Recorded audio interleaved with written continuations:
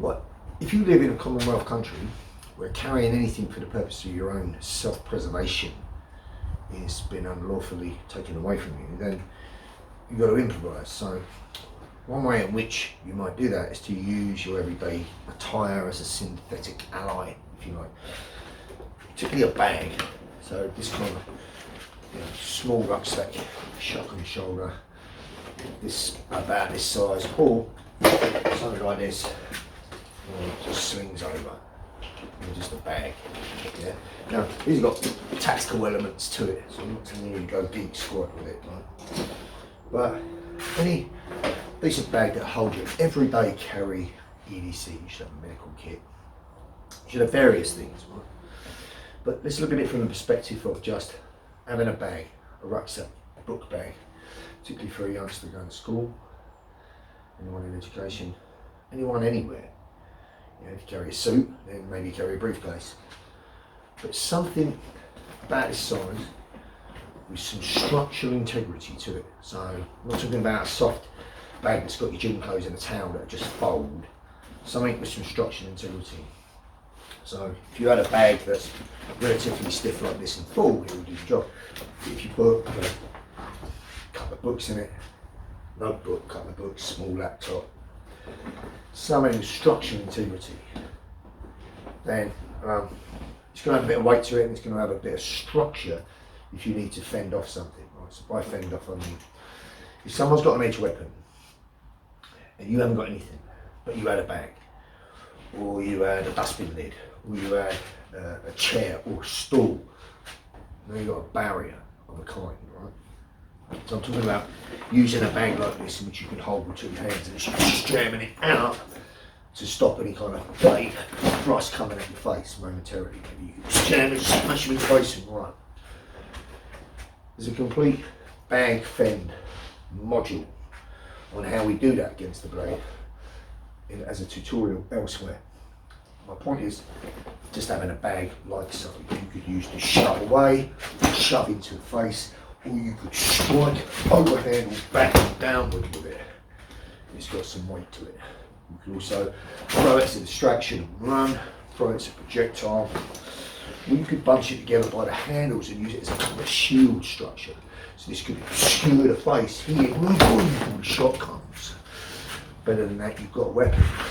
Maybe you manage to pick up a piece of wood, a stick, break off a chair leg. You know, in a situation where something's happening, potentially active threat, someone's got a knife, someone's got a machete, you know, you want to get you and yours to the exit. That's the primary. But if the only thing in between you and the sharp metal held by someone who wants to fuck you up is you, all you've got to defend yourself with your skin, then you've got a fucking problem, right? Whereas something, structural integrity, chair, table, a tray, a skateboard, a bag with something in it that would allow me to put something between that what's going to hurt me and the person using it, well then I'm going to use a bag. So using a bag in this way, you know, can be employed certainly as an option. Using it in this idea of with a weapon, now you're moving into the concept of shield and weapon. Right? So imagine a shield of proper structural integrity with a mace, right? Because we're talking, you know, tools of opportunity here. Imagine this bag with a ballpoint pen or a metal pen. You've got this in a metal pen in a reverse grip. Just in the first stab with the metal pen. This is the shield and strike concept. Right? So think about this shield and strike as the Zulus. They would have put the spear out, the shield out to blind, but they've got the half spear back, followed by a thrust. On empty hands, that could be a jab, cross, fast 1, 2. This is your shield, boom, there's your shot. Palm in the face, big hammer shot. Palm in the face, big palm. Shield in the face. Better than that would be something of substance that takes up space. You know, a bag. Right? Now I've got the bag I can use into the face before I strike with whatever tool I've got. So I purposely unarmed myself for this little clip, just to show you the versatility of having a bag with some structural integrity to it can have if you haven't got anything else. I mean, it's useful to also carry a everyday carry. Or maybe it's just a book bag and a bag for work that's got your gym clothes. You know, as long as it's got some structure to it. So even a gym bag, put a pair of trainers in it, a pair of trainers straight down. Now you've got two soles inside of the bag that you're holding, using to shove away something that you don't want near you. And the more the better. Get this idea of this shield and weapon concept, because it belongs.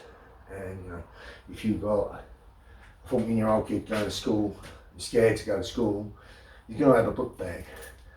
The best drill that I could give that kid would be to fend away with the bag, to use the environment as an obstacle and run. I'm not telling you to engage anyone here with a knife. There's no guarantees against a knife, period.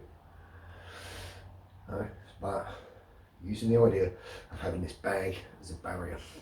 So postmen will employ it. Big bag, it's their barrier if there's a dog, any kind of dog barking at their knees or whatever else, using the bag in this way. To get this concept of using a small rucksack. So again, I recommend something like that. Yeah, that's, you know, Larry 2 strap and put it on, or just put it on one. Or this kind of bag that slings across your body, so which you can bring around the front should you need, if you need some protection from something, whatever. But the idea in the US, they go even further. They go the go ruck route, where they put a metal plate for weight inside the bag and go rucking just to keep fit. You know, so people I know we use that idea. We used to think about that as armour plate. You know, armour plate just push the little square if they needed to. Kind of thing. This is taking it to another level. The idea of just having a bag, you know, your book bag, even a drawstring book bag. Somebody's got something of integrity, you could flail with that, or somebody can grab and can fend off with that, just until you can create space and fucking leg it. Get this idea now. We'll stick with that, right? Now, you're going to need to take a shield. This isn't the best size, right? The best size is something just a little bit bigger than this. And what it replicates is some kind of bag structure. And the bag structure has to have some structural integrity. So I don't mean like a rucksack with nothing in it, because that's just a bit of material, isn't it? I mean something structurally quite strong, like a small carry-on suitcase, or a laptop, fucking bigger old style laptop with hard structure, or any kind of bag that won't give straight away. It's got some integrity. Can you picture what I'm saying? Yeah. Like a rucksack or something like that. Right. In this case, we have to work with what we've got. So what we're going to work with is this. Right. So I want you to imagine that this is some kind of bag. Yeah. The only reason that I've put this in is because it's an equaliser. A better equaliser would be for me to pick up a bottle and smash it. Now I've got an edge weapon too. Do you understand? But anything that will shield you, create space, act as a barrier, also counts as an equaliser. Does that make sense? Yeah. In this case we're using this bag fend idea. So what I'm looking to do is fend his attack off. So you're going to start with an understanding of how to do that first. All he's going to thrust is middle line here, and he's going to stab me on an angular line to the neck. Do you not want to get caught that way, right? First I want you to get the recognition of the movement. So all he's going to do is thrust. So he's going to thrust 3 times. What I don't want to do is stay where I am and come forward onto him. For all cases, I want to move away from the blade and use the structure that I've got in my hand to protect me. Does that make sense? Mm-hmm. Right. So first you're going to keep your structure here. He's going to stab committed 3 times. Here. All I want you to do is riposte on the first one. So on his stab here, when it comes here, boom, on here, just went bam, this to the face. Straight into the face. I'm talking about something of structural integrity. It's not going to fold or pierce straight through it. It's going to at least jam one of those shots. Then I want you to get an angle shot. So the angle shot comes, you just want to jam it. Here, jam it, join the bicep, jam it here. And again on the third one, I want you to jam, riposte and kick. Right. What you've got from here is the closest weapon nearest target. So if he's here trying to tag me, and he comes in or closes on me, and I can kick the groin, kick the groin. Do you understand? 2 things that you've got here are your feet to kick the groin. Do you want to pick the groin, bro?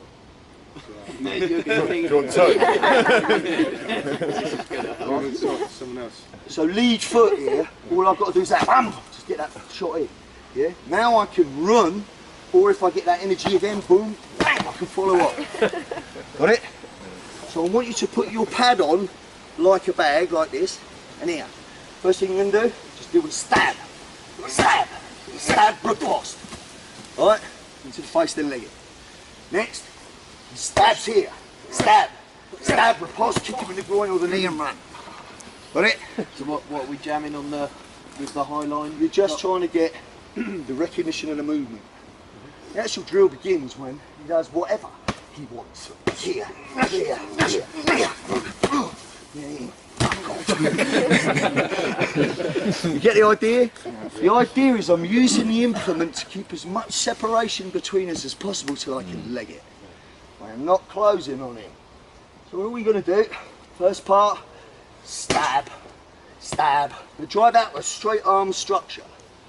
If you're too compressed to be strong, you'll fold. Let's keep it strong. Here, here, here. Yeah?